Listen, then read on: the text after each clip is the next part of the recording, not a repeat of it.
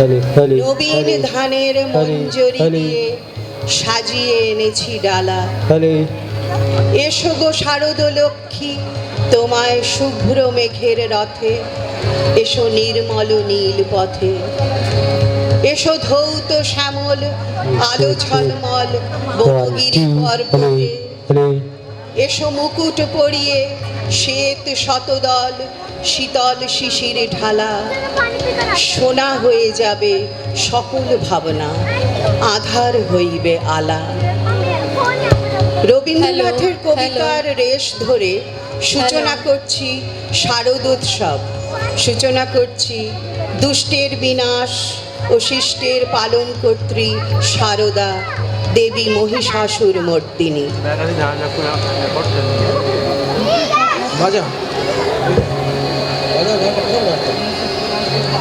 Hello,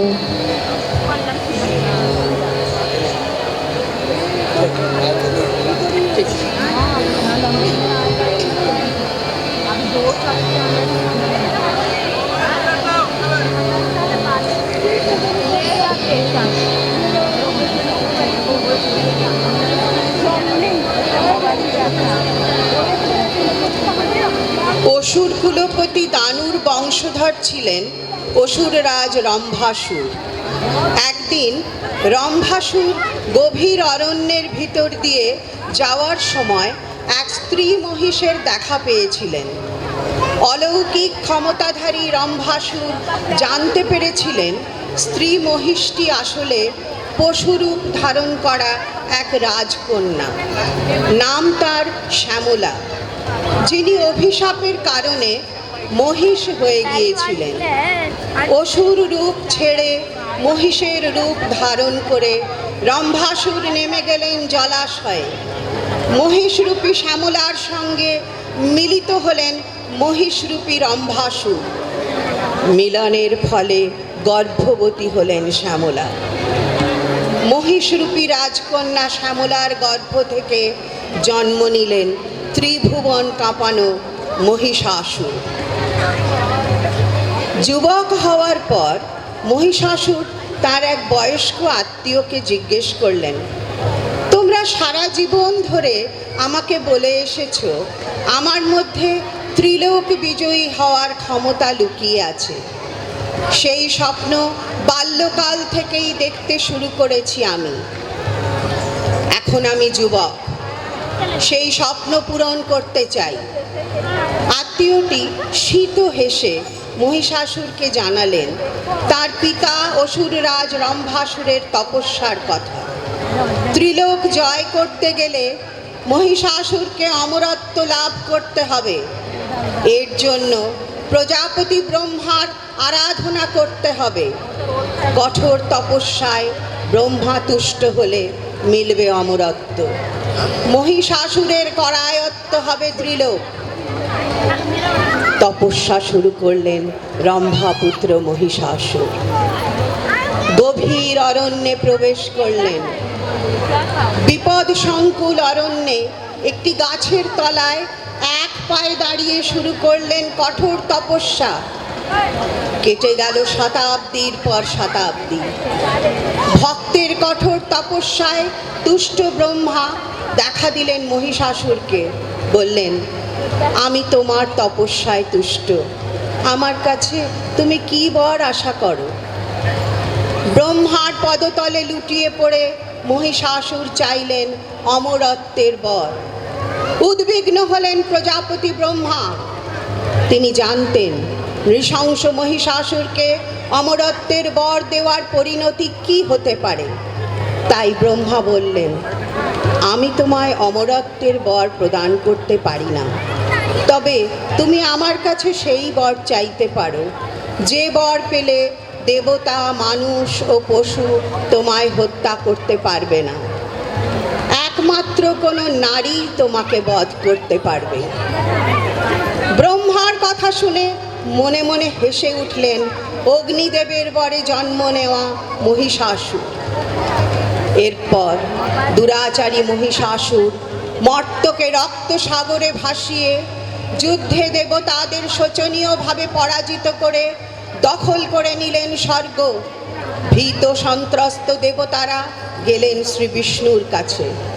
Vaikuntha ধামে পৌঁছে দেবতারা দেখলেন দেবাদিদেব মহাদেবের সঙ্গে আলোচনারত শ্রী বিষ্ণু। পাশে বসে দেবী পার্বতী ও দেবী লক্ষ্মী। মহাদেব ও শ্রী বিষ্ণুকে মহিষাসুরের ভয়াবহ অত্যাচার ও স্বর্গ দখলের কথা জানালেন দেবরাজ ইন্দ্র।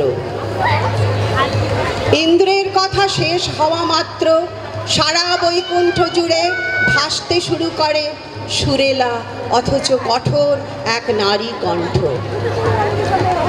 আমার প্রিয় পুত্রকন্যাগণ, প্রজাপতি ব্রহ্মার বরে মহিষাসুর অপরাজেয়।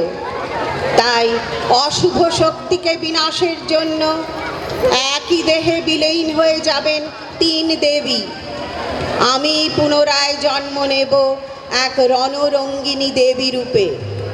সকল দেবতার সর্বপ্রকার তেজ একত্রিত হয়ে সৃষ্টি হবে মহাশক্তি।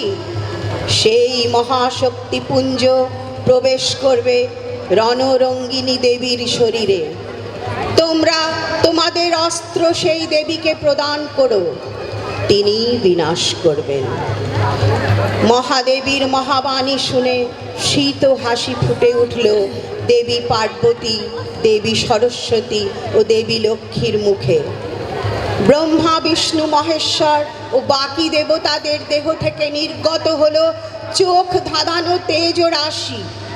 ঋষি কাত্যায়নের আশ্রমে মহাদেবীর 3 অবতার পার্বতী, সরস্বতী ও লক্ষ্মী এক নবকলেবরে বিলীন হয়ে গেলেন। সেই নবকলেবরে প্রবেশ করল দেবকুলের তেজপুঞ্জ। আবির্ভূতা হলেন দেবী কাত্যায়নী। তার শরীর থেকে একই সঙ্গে প্রকাশিত হচ্ছিল বিনাশের ভয়াবহতা ও সীমাহীন লাবণ্য।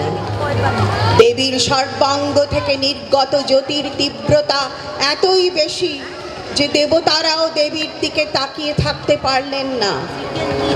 মহাদেবীর মতোই সুরেলা ও কঠোর কণ্ঠে নিজের পরিচয় দিলেন দেবী। আমি ঋষি কাত্যায়নের কন্যা দেবী কাত্যায়নী। আমি মহাদেবীর অবতার দুর্গা রূপে অশুভকে বিনাশ করার জন্য জন্ম নিয়েছি। অহং রুদ্রের্ভিবসুভিশ্চরামহং আদিতে ঋতবিশদেবৈঃ অহং মিত্রাবরুণো বিভর্মহং ইন্দ্রাগ্নি অহং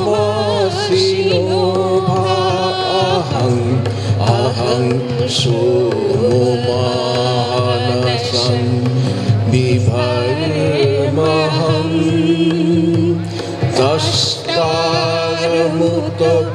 দষ্টারমুতপূষণং ভগং অহং দধামি দ্রবিণং হবিষ্মতে সুপ্রাবে যজমানায় শুম্ভতীয়হং রাষ্ট্রী সঙ্গমনিবসূনা চিকিতুষী প্রথমা যজ্ঞানামৃতাং মাদেববদধূ পুরুত্রা ভূরিসা ত্রাং ভূরিয়া বেশয়ন্তিম ময়া সো अन्नमाप्ति जो विभासति यः प्राणिति शिनोति उत्तम अमन्तवो मान्तौपक्षियन्ति सुधि श्रुत श्रद्धिवन्ते वदामि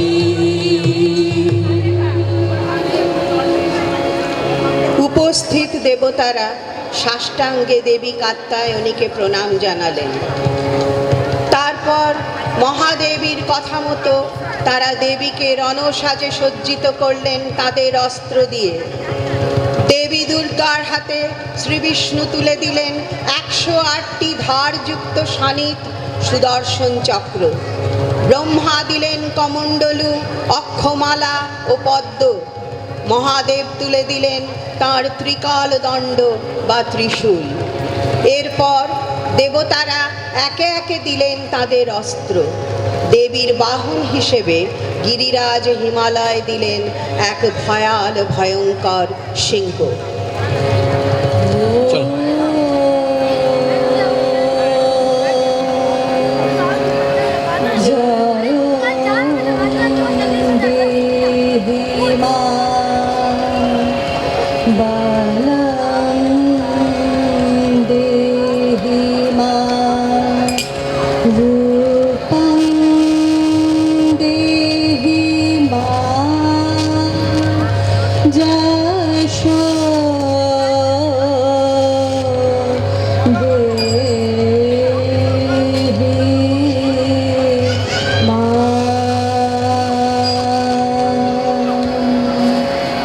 আজ বাজে মন মাঝে ওই আগমনের গান, জগত জননী মাকে করে আহ্বান।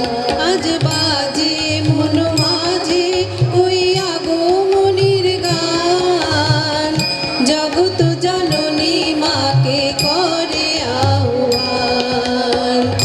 জগত জননী মাকে করে আহ্বান। মনের মুকুরে ভাসে তোমারই সে আলো ভরা মধুমুখ খান, তোমারই সে আলো ভরা মধুমুখ খান।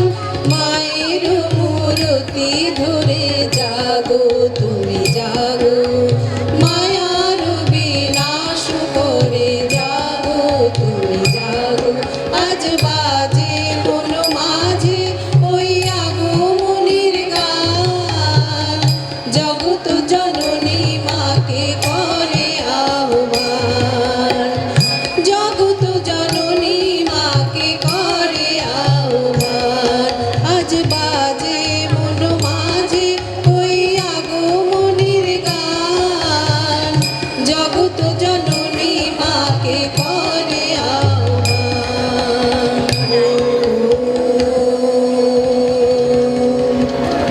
শক্তি রূপে ভক্তি